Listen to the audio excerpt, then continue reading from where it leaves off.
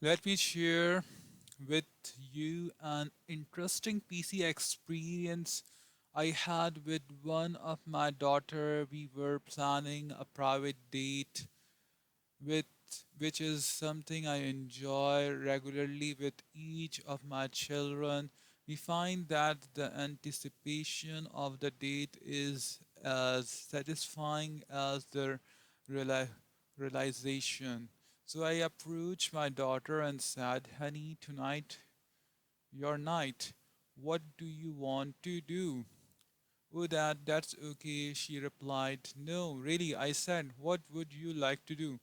Well, she finally said, "What I want to do, you don't really want to do." "Really, honey?" I sat earnestly. "I want to do it. No matter what, it's your choice." "I want to go see Star Wars," she replied. "But I know you don't like Star Wars. You slept through it before. You don't like these fantasy movies. That's okay, Dad." "No, honey, if that's what you like to do, I like to do it." "Dad, don't worry about it. We don't always have to have this date." She paused and then added, "But you know why you don't like Star Wars? It's because you don't understand the philosophy and the training of a Jedi Knight." "What? You know the things you teach, that those are the same things that go into the training of a Jedi Knight. Really, let's go to the Star Wars." And we did. She sat next to me and gave me the paradigms. I became her student, her learner. It was totally fascinating. I could begin to see out of a new paradigm the whole way a Jedi Knight basic philosophy in training is manifested in different circumstances. That experience was not a plan P experience, it was the seren- serendipitous fruit of a PC investment. It was bonding and very satisfying. But we enjoyed Golden Axe too, as the goose. The quality of the relationship was significantly fat. Organizational PC, one of the immensely valuable aspects of any correct principles is that it is valid and applicable in a wide variety of circumstances. Throughout this book, I would like to share with you some of the ways in which these principles apply to organization, including families as well as to individuals. When people fail to respond, the PPC balance in their use of physical assets in organization, they decrease organizational effectiveness and often leave others with dying geese. For example, a person in charge of a physical asset, such as a machine, may be eager to make a good impression for his superior. Perhaps the company is in a rapid growth stage and promotions are coming fast, so he produces at optimum level, no downtime, no maintenance. He runs the machine day and night. The production is phenomenal, costs are down, and profit is skyrocketed. Within a short time, he promoted Golden Axe.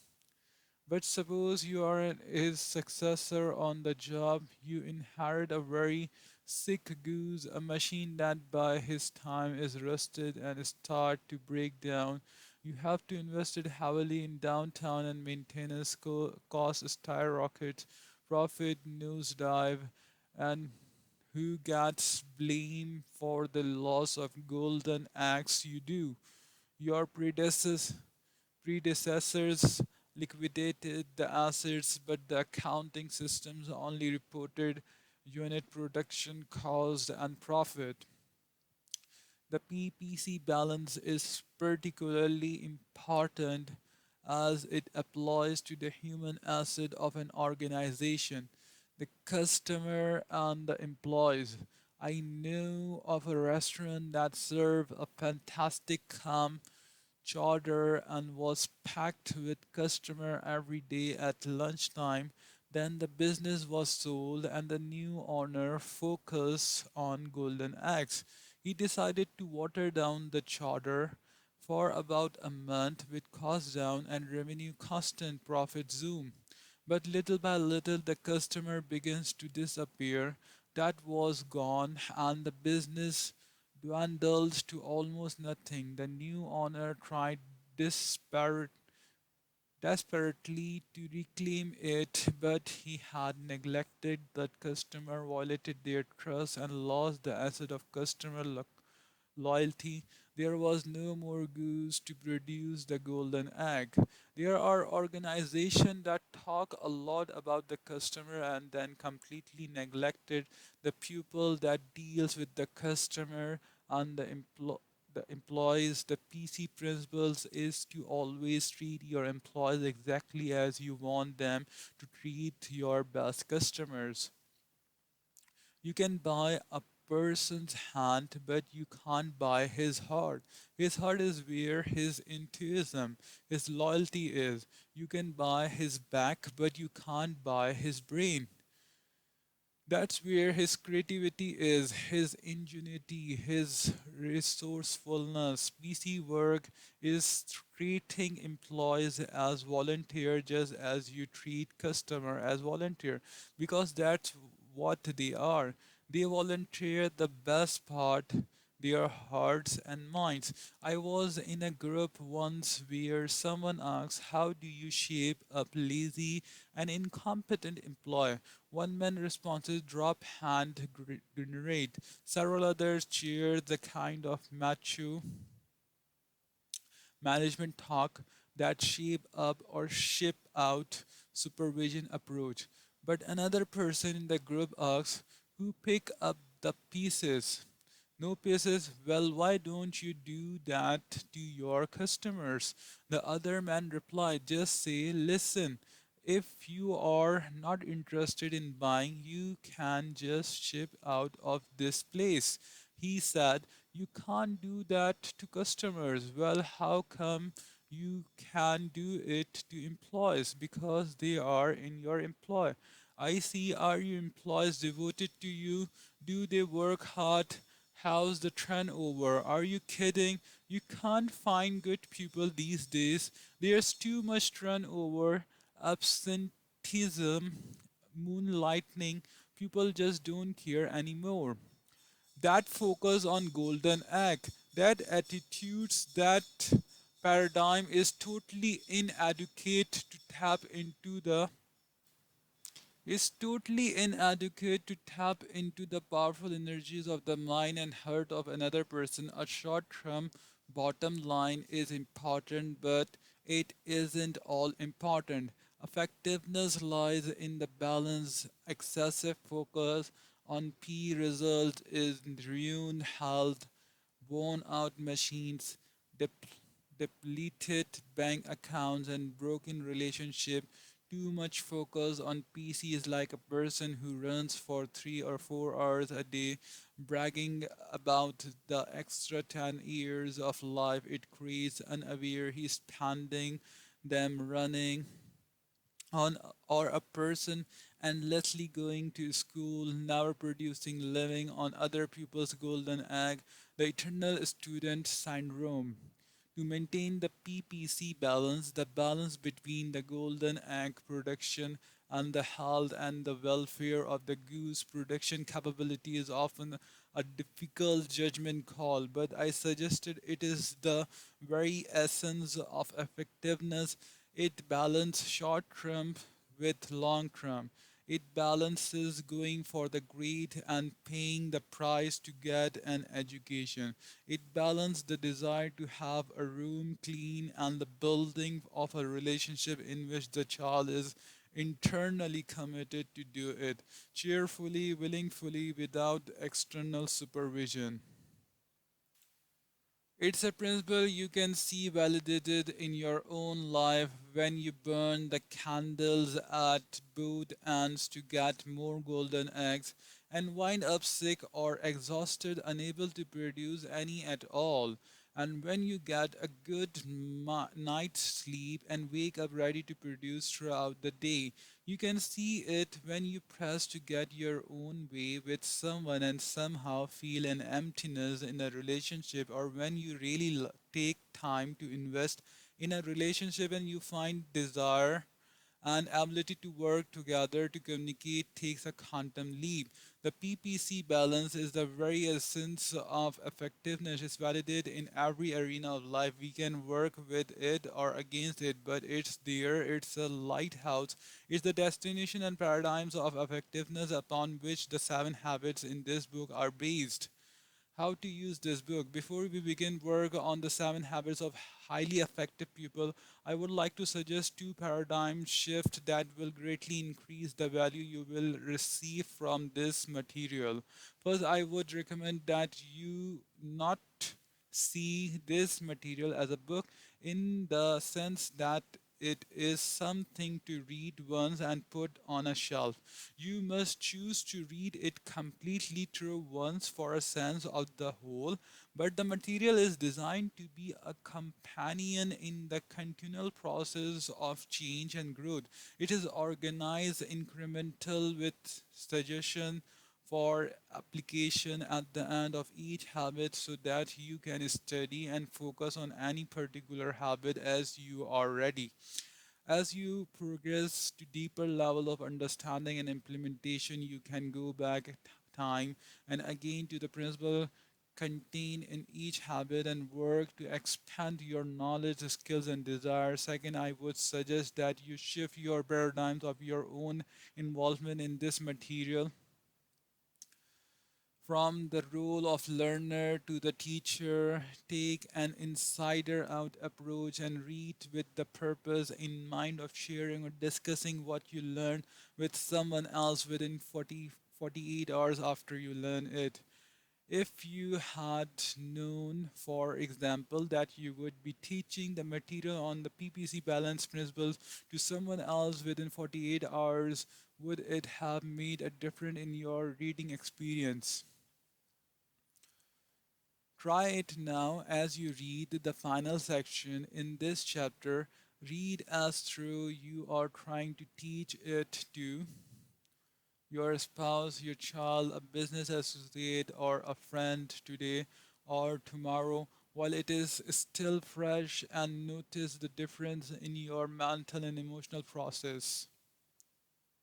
I guarantee that if you approach the material in each of the following chapter in this way, you will not only better remember what you read, but your perspective will be expanded, your understanding de- depend depend on your motivation to apply the material increase.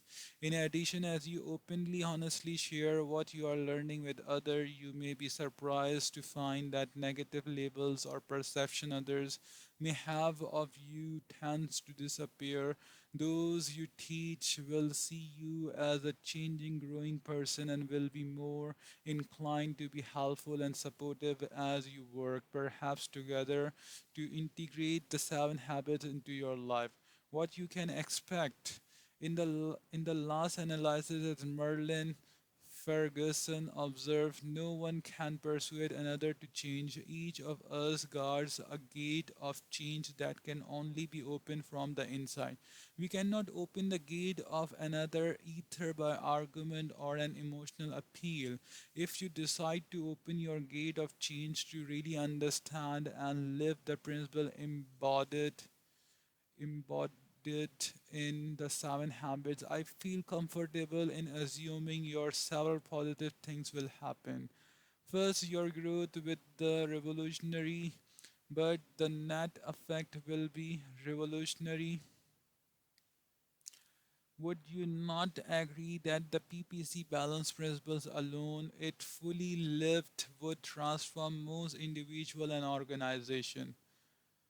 The net effect of the opening the gate of change to the first three habits, the habits of private victory, will be significantly increased self confidence. You will come to know yourself in a deeper, more meaningful way. Your nature, your deepest value, and your unique contribution capacity as you live your life. Your sense of identity, integrity, control, and inner directness will infuse you with both exhilaration and peace. You will define yourself from within rather than by pupil opinions or by comparison to other. Wrong and right will have little to do with being found out. Ironically, you will find that as you care less about what other think of you, you will care more about what others think of themselves and their world, including their relationship with you. You will no longer build your emotional life on other people's weakness. In addition, you will find it easier and more desirable to change because there is something, some core deep within there that is essential changes.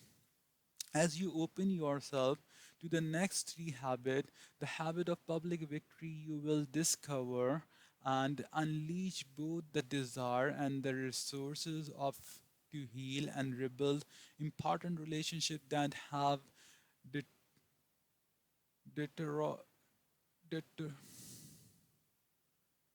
deteriorated or even broken. Good relationship will improve, become deeper, more solid, more creative, and more adventuresome. The seventh habit, if deeply internalized, will renew the first six, and will make you truly independent and capable of effective interdependence. Through it, you can change your own batteries, whatever your present situation. I assure you that you are not your habits. You can replace old patterns of self defeating behavior with new patterns, new habit of effectiveness, happiness, and trust based relationship. With genuine caring, I encourage you to open the gate of change and growth as you study these habits. Be patient with yourself. Self growth is tender, it's holy ground. There's no greater investment. It's obviously not a quick fix, but I assure you, you will feel benefits and see immediate payoff that will be encouraging. In the words of Thomas Paine, that which we obtain too easily we esteem too lightly. It is dearness only which give everything is value. Heaven knows how to put a proper price on its good. Part 2, Private Victory. Habit number 1. Be proactive. Principle of personal vigio. I know of I know of no more encouraging fact that the unquestionable ability of man to evaluate his life by conscious endeavor. Henry David Thoreau. As you read this book, try to stand apart from yourself. Try to project your consciousness upward into a corner of the room and see yourself in your mind's eye reading.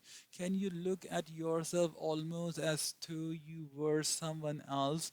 Now try something else. Think about the moods you are now in. Can you identify it? What are you feeling? How much you describe your present mental state? Now think for a minute about how your mind is working.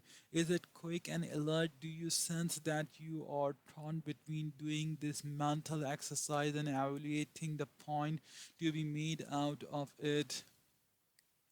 Your ability to do what you just did is uniquely human. Animals do not possess this ability. We call it self awareness or the ability to think about your very thought process. This is the reason why man has dominion over all things in the world and why he can make the significant advance from generation to generation. This is why we can evaluate and learn from other experiences as well as our own. This is also why we can make and break our habits. We are not our feelings, we are not our moods, we are not even our thoughts.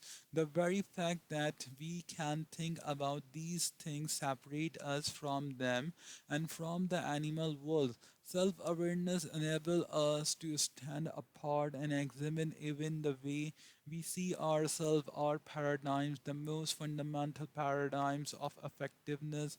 It's affect not only our attitude and behavior, but also how we see other people. It becomes our map of the basic nature of mankind. In fact, until we take how we see ourselves and how we see others into account, we will be unable to understand how others see and feel about themselves and their world. Unaware, we will be unable to understand how others see and feel other themselves and their world. Unaware, we will project our intention on their behavior and call ourselves objective. This significantly limits our personal potentials and our ability to relate to other as well. But because of the unique human capacity of self-awareness, we call examine our paradigms to determine whether they are reality or principle based, or if they are a function of conditioning and condition. The social mirror. If the only vision we have of ourselves comes from the social mirrors, from the current social paradigms, and from the opinions, perceptions, and paradigms of the people around us, our view of ourselves is like the reflection in the crazy mirror room at the carnival. You are never on time. Why can't you ever keep things in order? Why can't you ever keep things in order? You must be an artist. You eat like a horse. I can't believe you won. This is so simple. Why can't you understand? These visions are disjointed and out of proportion. They are often more projection than reflection, projecting the concern and character weaknesses of people giving the input rather than accurately reflecting what we are. The reflection of the current social paradigm tell us we are largely determined by conditioning and conditions. While we have acknowledged the tremendous power of conditioning in our life to say that we are determined by it, that we have no control over that influence, creates quite a different map. There are actually three social maps, three theories of determinism widely accepted independently or in combination to explain the nature of man.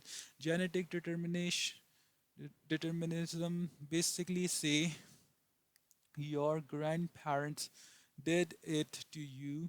That's why you have such a temper. Your grandparents had short temper and it's in your DNA. It just goes through the generation and you're inherited it. In addition, you are Irish and that's the nature of Irish people.